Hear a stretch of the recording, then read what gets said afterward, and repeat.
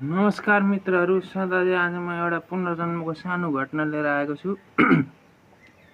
यो घटना घट्छ जापानमा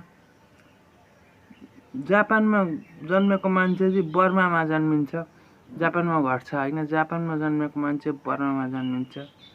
र यो यसमा के भनिएको छ भन्दाखेरि, according to Ian Stevenson, a professor of psychiatry at university of Virginia school of medicine and author of 20 cases suggestive of reincarnation। यो जिम बी टकर भन्ने एकजना डाक्टर छन्। उनले चाहिँ त्यो विषयमा धेरै जानकारी हासिल गरेका छन् र खोज तलास गरेका छन्, जसले अमेरिकाको एउटा प्रान्तमा भर्जिनिया भन्ने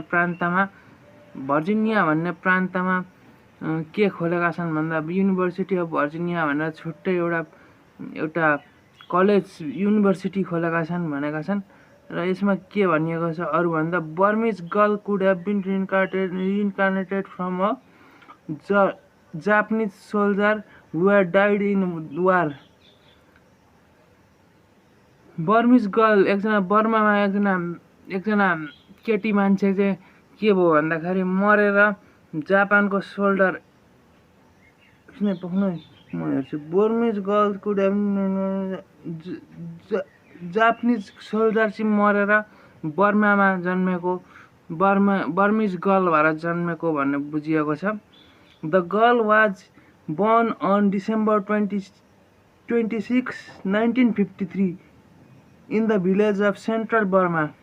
त्यो गर्ल चाहिँ कहिले जन्मेको भन्दाखेरि डिसेम्बर 26, 1953 मा एउटा बर्माको सेन्ट्रल बर्मा भनेको केन्द्रीय बर्माको एउटा गाउँमा जन्मेको भनेको छ। She began to tell people about our previous life. उनले के गर्न थालिन् भन्दाखेरि मान्छेहरूलाई उनको पूर्वजन्मबारे के भन्न थालिन्, जानकारीहरू दिन थालिन्। She miss Japan so much. उसले जापान चाहिँ एकदम नमजाले मिस गरिरहेको छु भने बर्मिज गर्लले, बर्मामा जन्मेको गर्लले। त्यसरी के भन्, she said she had been a Japanese soldier who died between the war in Burma।